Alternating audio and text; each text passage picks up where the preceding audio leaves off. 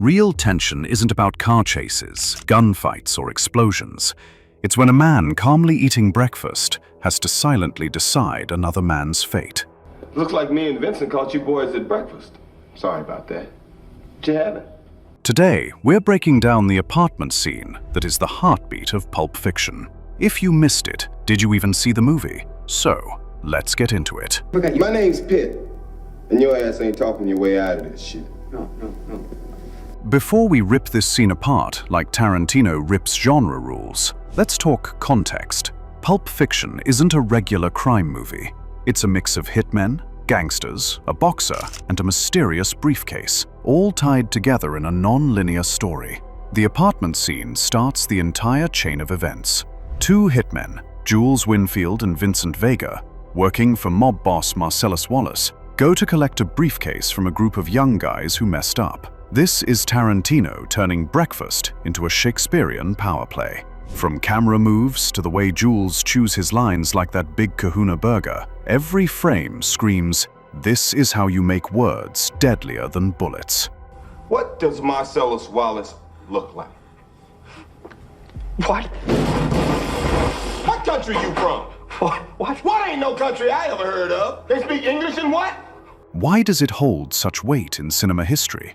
Well, that's because it rewired the DNA of action scenes forever. In an era obsessed with adrenaline-filled action and gunplay, Quentin Tarantino dared to slow everything down, and it worked. You know who we are? We're associates of your business partner, Marcellus Wallace. You do remember your business partner, don't you? First, we have Jules Winnfield, played by Samuel L. Jackson. He's not just a hitman, he's calm, commanding, and unforgettable, a man so sure of himself that the entire room bends to his rhythm. This scene was a turning point for Samuel's career. He went from hustling through supporting roles to being a star. His delivery of Ezekiel 25:17 and the burger bit made him unforgettable. This is yours here, right?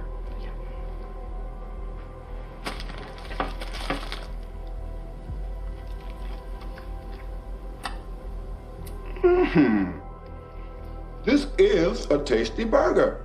Next, there's Vincent Vega, played by John Travolta, cool as an ice bath and rocking that 90s ponytail comeback.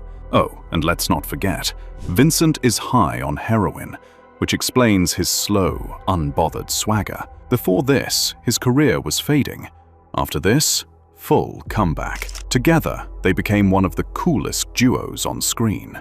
Maybe your method of massage differs from mine, but you know, touching his wife's feet and sticking your tongue in the holiest of holies ain't the same fucking ballpark. It ain't the same league. It ain't even the same fucking sport. Look, foot massages don't mean shit. Tarantino isn't just a director. He's a filmmaker who knows cinema inside out. He uses time and dialogue to build tension. His style combines sharp dialogue and a mix of humor and violence, even turning something as simple as eating a burger into pure tension. Here's where the magic began. Most gangster movies have the same plot. The door kicked in, the guns blazing, and the bloodbath. Tarantino, he says, nah, let's take a walk. He doesn't rush us into the kill.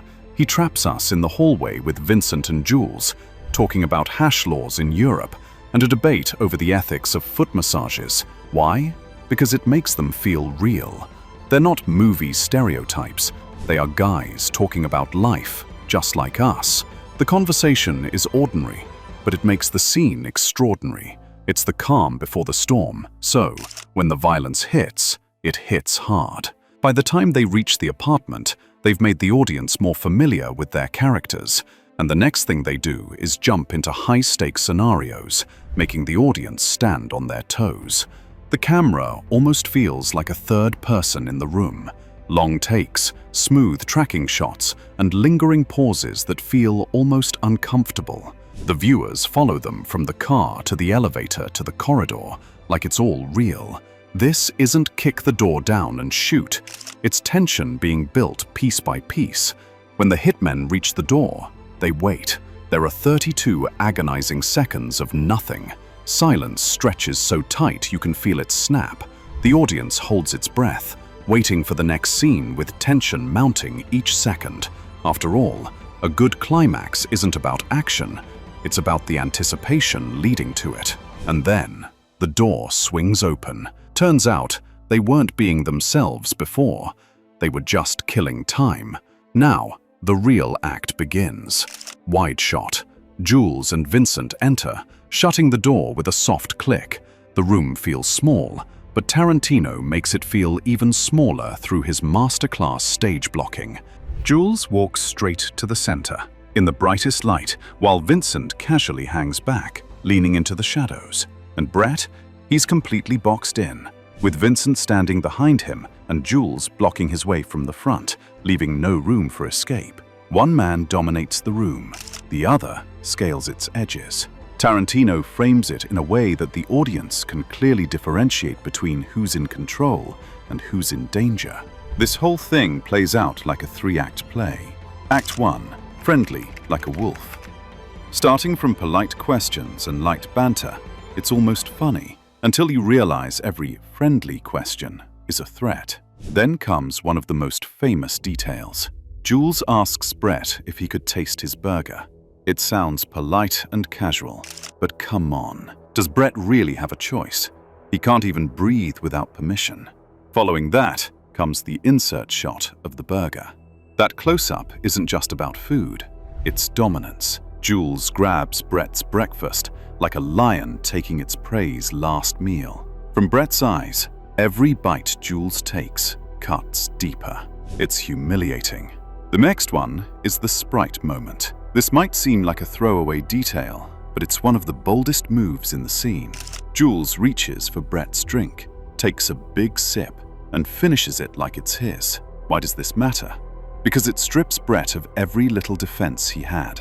The way the camera moves here is genius. Jules leans forward and speaks slowly. The energy in the room changes, and even without dialogue quotes, you can feel it. Normally, the camera goes from wide angle to medium and then close. But here, it doesn't glide gently. Wide shot, and bam! Jules' face fills the frame as he asks, "Did I break your concentration?" And just like that, the mood instantly changes from casual to terrifying. Act 2, the hostile turn.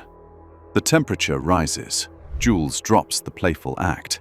His tone sharpens, his body leans forward, and the room feels smaller by the second.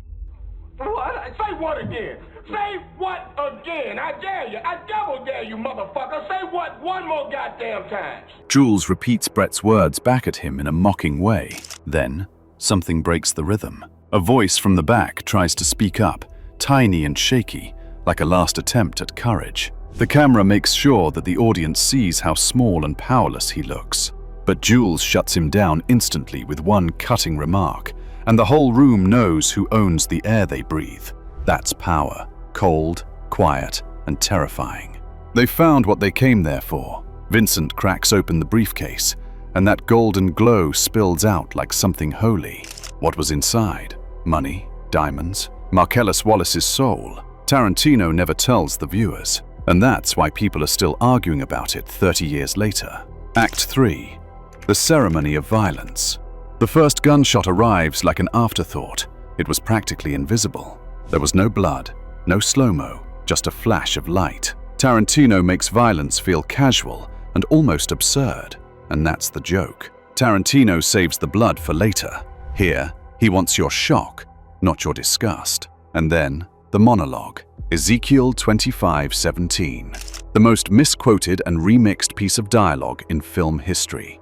Except it's not really from the Bible. Tarantino rewrote most of it, and Jules delivers it with cold eyes that say, "I already know how this ends." He isn't just pulling a trigger. In fact, he's delivering a sermon that's divine and feels like cinematic poetry. When this movie dropped in '94, critics lost their minds. Some called it style over substance, while others called it the future of cinema. Audiences didn't debate. They memorized and quoted the dialogues to death. Say what again?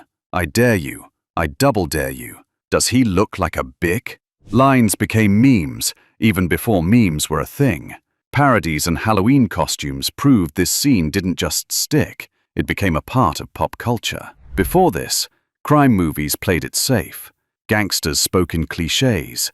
Guns came out fast, and tension came from loud music, not quiet words. Afterwards, Tarantino walked in and flipped the table. Dialogue started driving the tension, and violence became a show, not just a climax. But before we go, we have an important question for you.